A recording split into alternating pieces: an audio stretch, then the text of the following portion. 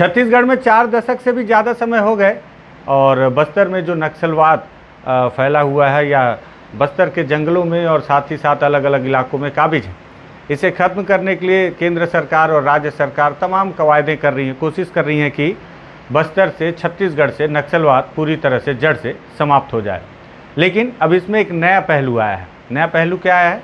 अब माओवादियों ने भी सरकार से चर्चा करने के लिए हामी भर दी है और अपने कुछ शर्त भी रखे हैं। नमस्कार, मैं विकास तिवारी हूं और आप बस्तर टॉकीज़ देख रहे हैं। दरअसल हुआ क्या कि अभी तो आपको पता ही होगा कि छत्तीसगढ़ के जो मुख्यमंत्री हैं भूपेश बघेल, वो छत्तीसगढ़ के अलग अलग विधानसभा के दौरे पर निकले हैं। इस दौरान कहीं पे उनसे किसी पत्रकार ने सवाल पूछ लिया बस्तर के नक्सलवाद पर, तो उन्होंने क्या जवाब दिया, जवाब सबसे पहले आप सुन लीजिए। आपने देखा 3-3.5 सालों में नक्सली अब सिमट के रह गए हैं। थोड़े बीजापुर और नारायणपुर इलाके में जो अबूझमाड़ का एरिया है वहीं तक सिमट के रह गए।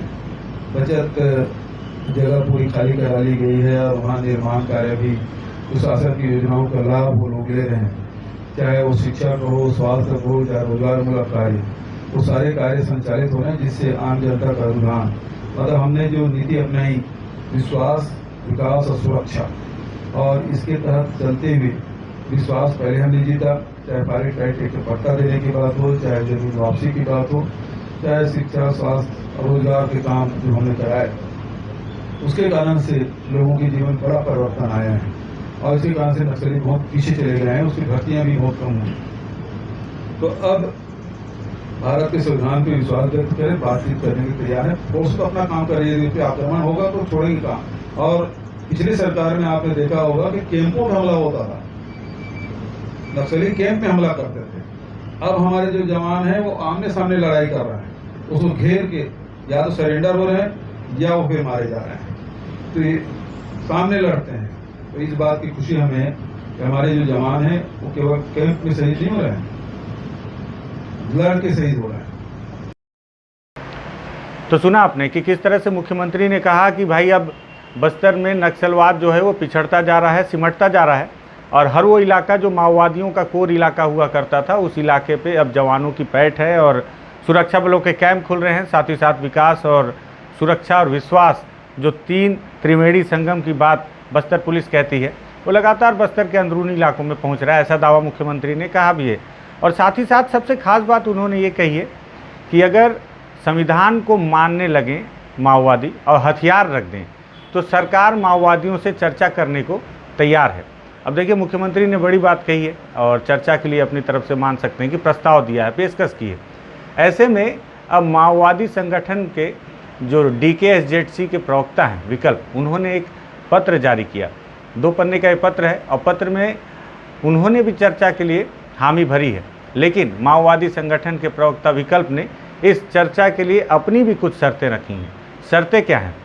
शर्तें ये हैं, उन्होंने कहा है कि मुख्यमंत्री की वार्ता की जो पेशकश है और इसकी प्रतिक्रिया उन्होंने देते हुए कहा है कि हम वार्ता के लिए हमेशा से तैयार हैं, बशर्ते वार्ता के लिए अनुकूल वातावरण निर्मित करने के लिए हमारी पार्टी के PLGS और जन संगठनों पर लगाए गए प्रतिबंध को हटाया जाए, साथ ही हमें खुलेआम काम करने का अवसर दिया जाए और साथ ही हवाई बमबारी बंद की जाए, संघर्षरत इलाकों में जो सुरक्षा बलों के कैंप लगाए गए हैं उन कैंपों को हटाया जाए और उन्हें वापस भेज दिया जाए, साथ ही जेल में जो माओवादी संगठन के बड़े लीडर हैं जो बंद हैं उन्हें रिहा किया जाए, जिससे कि वार्ता करने के लिए उन लीडरों को भेजा जाए। इन मुद्दों के साथ माओवादी जो है वो चाहते हैं कि यदि उनके इस शर्त को मान लिया जाए तो माओवादी संगठन सरकार से बातचीत करने के लिए एक टेबल पर बैठकर तैयार है, जिससे कि इस समस्या का समाधान निकल सके। लेकिन मुख्यमंत्री ने कहा कि भाई संविधान को मानो और साथ ही साथ हथियार रख दो। तो हथियार को रखने पर उन्होंने अपना एक लंबा चौड़ा जो है एक पूरे पन्ने का पत्र लिखा है कि राज्य दौरे पर निकलने के पहले मुख्यमंत्री भूपेश बघेल द्वारा यह घोषणा करना कि भारत के संविधान को मानने और हथियार छोड़ने पर माओवादियों के साथ वार्ता के लिए वे तैयार हैं। इसे माओवादियों ने कहा है कि यह बेईमानी भरा और दोगलेपन का परिचायक है।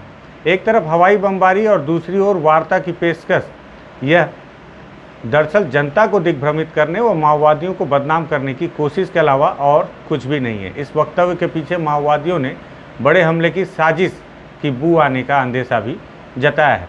साथ ही उन्होंने कहा कि गोली का जवाब देने से केंद्र सरकार की नीति पर सवाल उठाने वाले मुख्यमंत्री यह स्पष्ट करें कि हाल ही के हवाई हमले की उन्होंने क्यों सहमति दी, और हाल ही की हवाई बमबारी से क्या यह साबित नहीं होता कि अपनी ही जनता पर युद्ध में मुख्यमंत्री भूपेश बघेल, जो कि केंद्र की भाजपा सरकार के साथ सांठगांठ कर चुके हैं।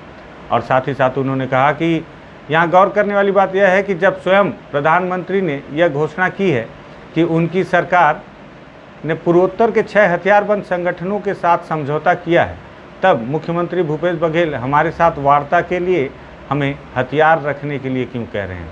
इसमें कोई औचित्य नहीं है। देश भर के संघर्षरत इलाकों में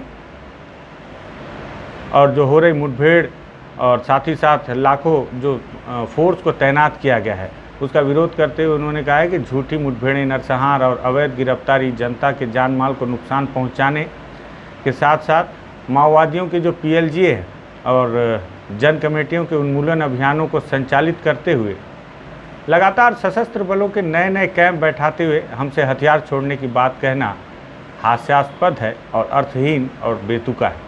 ऐसा कहना है माओवादियों का कहना है कि यदि उनकी मांगें मान ली जाएंगी तो वो भी चर्चा करने को तैयार हैं, वो भी वार्ता करने को तैयार हैं। वो भी चाहते हैं कि ये जो युद्ध चल रहा है बस्तर के अंदरूनी इलाकों में ये रुके, लेकिन शर्तें उनकी हैं। अच्छा, मैं आपको बताऊं, ये कोई पहला मामला नहीं है कि माओवादियों ने वार्ता के लिए अपनी शर्त रखी। इसके पहले भी माओवादियों ने अपने शर्त रखे हैं, और लेकिन हर बार जो है माओवादियों के शर्त ऐसे होते हैं जिन्हें सरकार स्वीकार नहीं करती, जिसमें कि सबसे पहला शर्त उनका यही होता है कि सुरक्षा बल के कैंप हटाओ और उनके जो साथी जो बड़े लीडर हैं जो जेल में बंद हैं उन्हें रिहा किया जाए, साथ ही साथ उनके ऊपर लगाए गए प्रतिबंध को हटाया जाए। तो जो शर्त उन्होंने अब रखी है, यही शर्त माओवादियों ने पहले भी रखी थी। हालांकि जब सबसे पहले ये पत्र को मैंने देखा और जब ये पढ़ा मैंने कि माओवादी जो है सरकार से अपनी शर्तों पर बातचीत के लिए तैयार हो गए हैं, तो मुझे लगा कि ये बड़ी खबर है।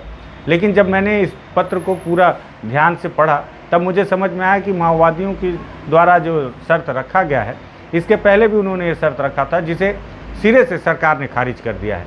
सरकार के जो शर्त हैं उसे माओवादी नहीं मानेंगे और माओवादियों का जो शर्त है उसे सरकार नहीं मानेगी।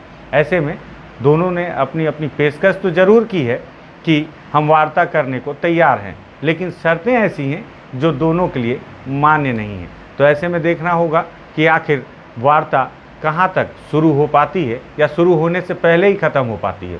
मुझे लगा कि इस पर भी बातचीत होनी चाहिए। माओवादियों का ये बहुत महत्वपूर्ण पत्र है। सरकार के द्वारा दिए गए पेशकश पर तत्काल माओवादियों ने अपनी प्रतिक्रिया दी है, तो इसे आपको भी पता होना चाहिए। और यही वजह है कि बस्तर में माओवादियों के संबंध में लगातार हम आपको जानकारी उपलब्ध कराते रहते हैं। तो इस जानकारी को भी आपको जानना, सोचना और समझना चाहिए। सोचना चाहिए कि क्या सरकार को वाकई में माओवादी संगठन के ऊपर लगाई गई प्रतिबंधात्मक जो कार्रवाई है उसे हटा देना चाहिए। क्या उनके लिए जिस तरह से शर्तें रखी गई हैं, क्या जो मांगे माओवादियों ने रखी हैं उसे सरकार को मान लेनी चाहिए? क्या माओवादियों को संविधान को मानने के लिए हामी भरनी चाहिए या हथियार रखकर वार्ता करनी चाहिए? इस पर आप भी अपनी राय दें। आप भी बताएं कि बस्तर के जंगलों में शांति कैसे आए और कैसे इस समस्या का समाधान हो, जिससे कि मौतें ना हो, खून ना बहे, क्योंकि गोली कहीं से भी चले मरता आदिवासी ही है। धन्यवाद।